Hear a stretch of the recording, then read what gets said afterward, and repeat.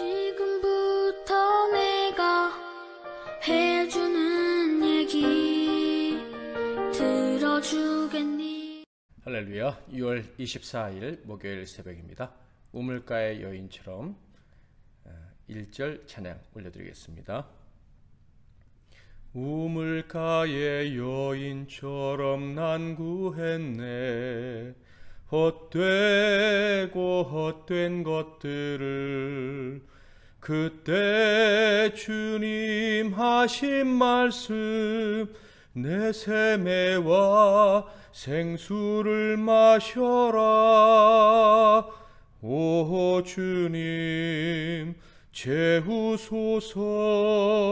나의 잔을 높이 듭니다. 하늘 양식 내게 채워주소서. 넘치도록 채워주소서. 오늘 하나님께서 주시는 은혜의 말씀은 구약성경 출애굽기 25장 23절에서 30절 말씀이 되겠습니다. 출애굽기 25장 23절에서 30절 말씀 중에서 23절과 30절을 봉독해 드리겠습니다.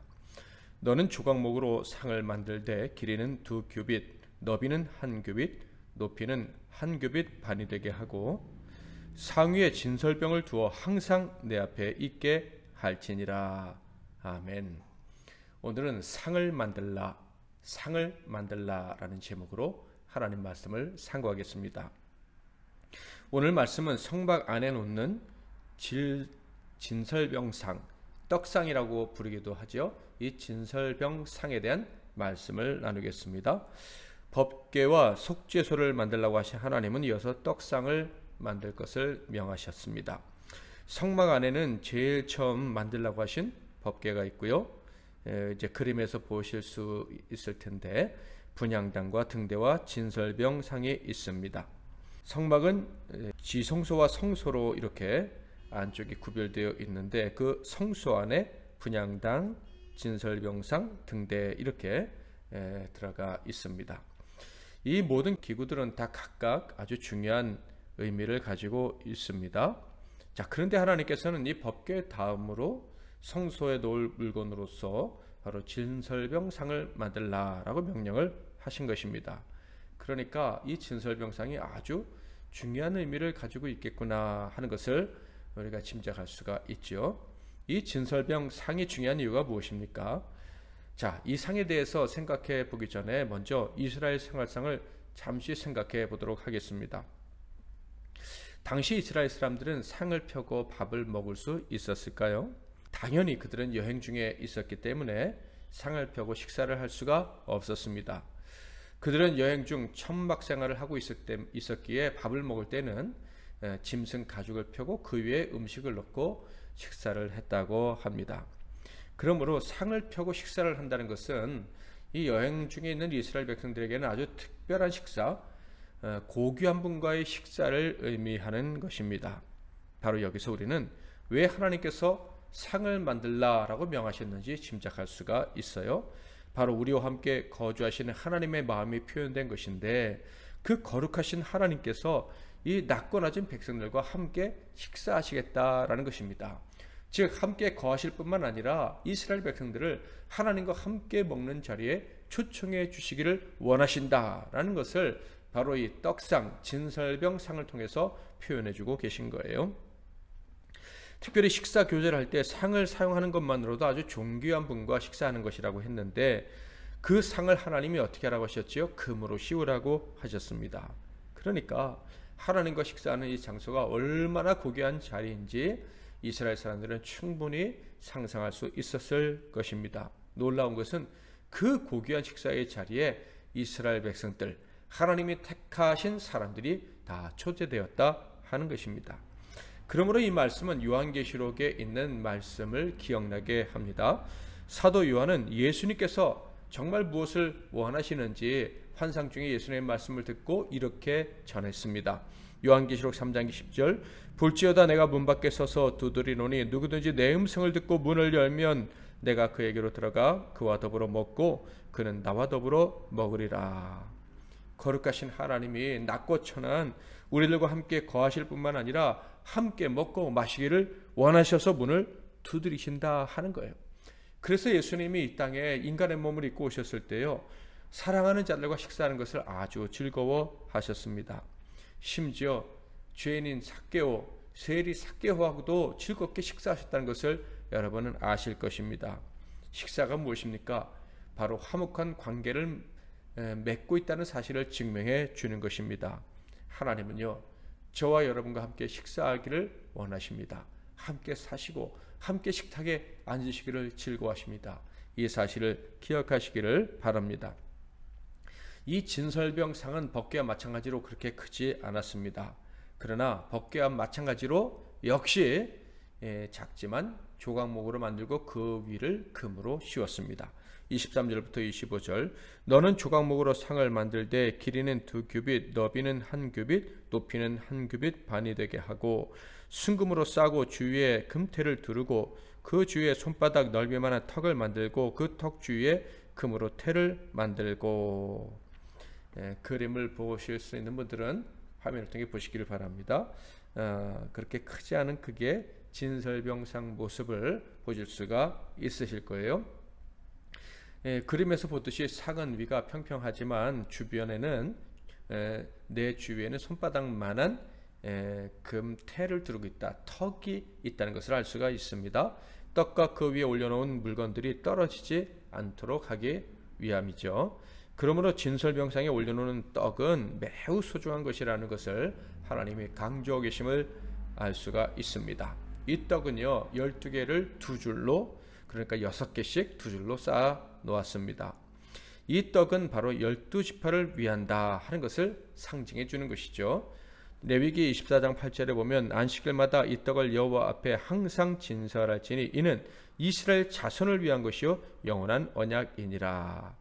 12개의 떡은 이스라엘 12지파에게 하나님이 영원토록 은총을 주시겠다는 약속이라는 것입니다. 그들과 영원히 함께 거하시면서 함께 먹고 즐거워하시겠다는 언약의 증거인 것입니다. 그리고 이 떡은 일주일에 한 번씩만 교체를 했는데 안식일마다 교체를 했고요. 그렇게 올려놓았다가 물리는 일주일 된 떡은 이스라엘의 대표인 제사장들과 그 후손들이 먹었습니다.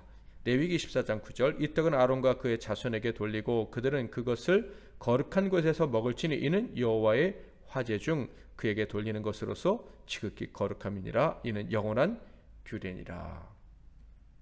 이 떡의 의미를 모르고 함부로 먹지 못하게 하시려고 하나님이 제사장 후손들에게 먹으라고 하셨지만 나중에 누구도 먹습니까? 제사장이 아닌 다윗도 사울의 칼을 피해 도망가다가 그를 따라온 자들과 함께 이 진설병 떡을 먹습니다. 그런데 그게 죄가 되지 않았죠. 왜? 하나님은 그를 믿는 자, 그를 따르는 자들과 함께 식사하기를 원하시는 분이시기 때문입니다. 자, 그렇다면 영원한 거룩한 상에서 하나님과 함께 떡을 먹을 것이다 라고 하나님께서 말씀하셨다는 것은 어떤 의미를 가진 말씀일까요? 당연히 이 떡이 드려지는 한, 이 떡을 너희가 먹는 한 영원히 굶지 않을 뿐만 아니라 나와 함께 살 것이다 라는 것을 약속해 주신 겁니다. 그러므로 이 떡은 영원한 생명의 양식 되시는 예수 그리스도를 상징한다는 것을 알 수가 있어요. 요한복음 6장 35절, 예수께서 이르시되 나는 생명의 떡이니 내게 오는 자는 결코 줄이지 아니할 터이요 나를 믿는 자는 영원히 목마르지 아니하리라. 그래서 구약시대와는 달리 신약시대에는요, 교회당에 진설병 상이 없습니다. 왜냐하면 예수 그리스도께서 친히 생명의 떡이 되시기 때문이에요. 그러므로 예수 그리스도를 믿음으로, 즉 예수의 살과 피를 먹음으로 구원받은 우리는요, 언제나 하나님의 상에 동참한 사람들인 거예요. 그 거룩한 식사 자리에 초대받아서 앉아서 하나님과 함께 식사하는 자들이다 하는 거예요.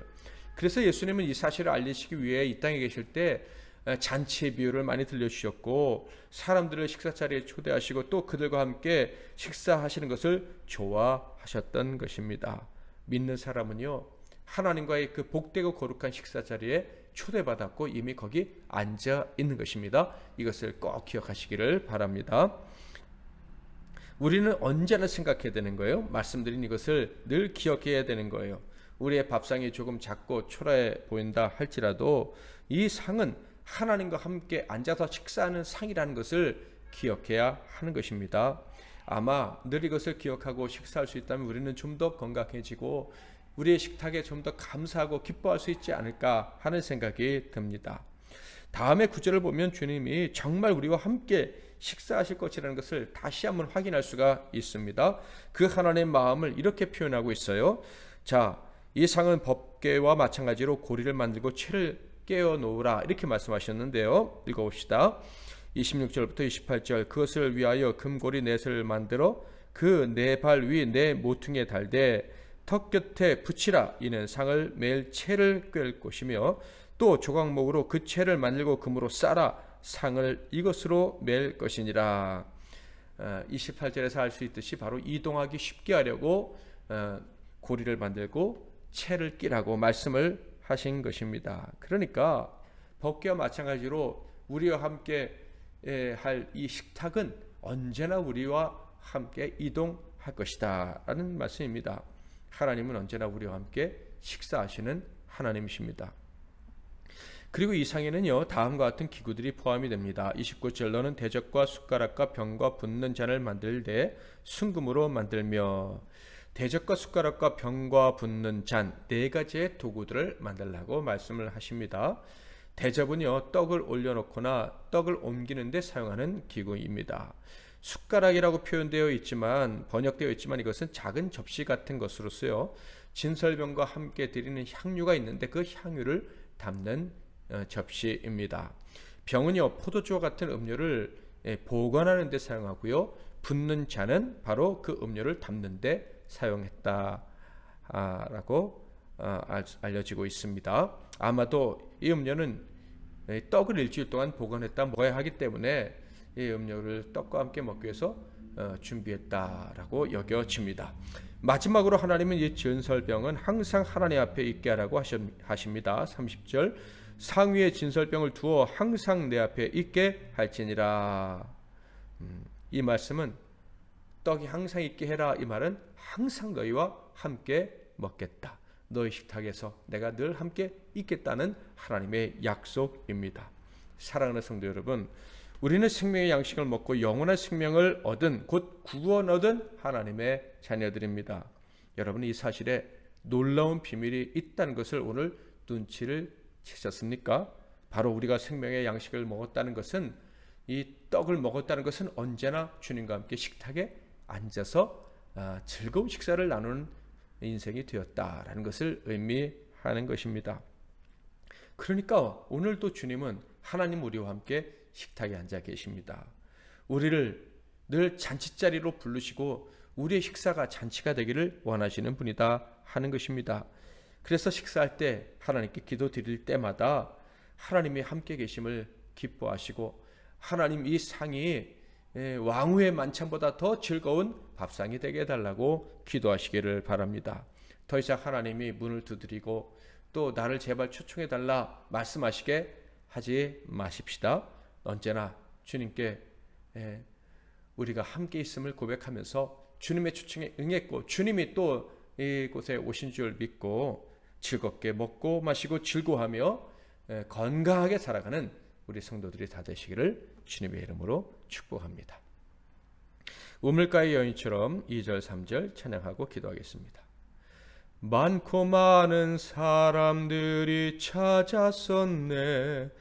헛되고 헛된 것들을 주 안에 감추인 보배 세상 것과 난 비길 수 없네. 오 주님 채우소서. 나의 잔을 높이 듭니다. 하늘 양식 내게 채워주소서. 넘치도록 채워주소서. 내 친구여 거기서 돌아오라. 내 주의 넓은 품으로 우리 주님 너를 반겨 그 넓은 품에 안아주시리. 오 주님 채우소서. 나의 잔을 높이 듭니다.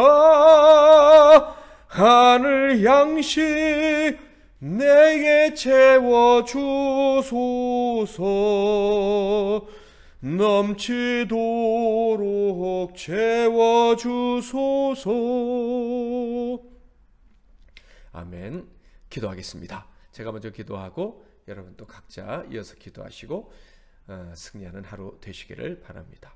하나님 아버지, 우리에게 생명의 양식을 주시고 먹고 마시게 하심으로 하나님의 그 거룩한 식탁에 초대해 주시니 감사합니다. 영원의 하나님이 우리를 그 거룩한 복된 식탁에 초대해 주신 줄 믿습니다. 그 상이, 그 거룩한 상이 우리의 삶 앞에 언제나 놓여 있는 줄 믿습니다. 이 사실을 기억하고 우리 식탁에 자리에 앉을 때마다 기뻐하고 감사하게 하시고 더 나아가 우리의 삶이 잔치가 되게 하옵소서. 이 사실을 믿고 오늘도 살아가는 우리 모두가 되게 하옵소서. 예수 그리스도의 이름으로 기도하옵나이다. 아멘.